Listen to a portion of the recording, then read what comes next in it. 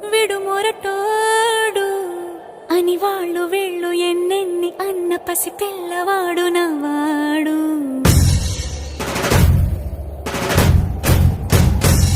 విడు ముండోడు అని ఊరు వాడ అనుకున్న గాని మహారాజు నాకు నవ్వాడు.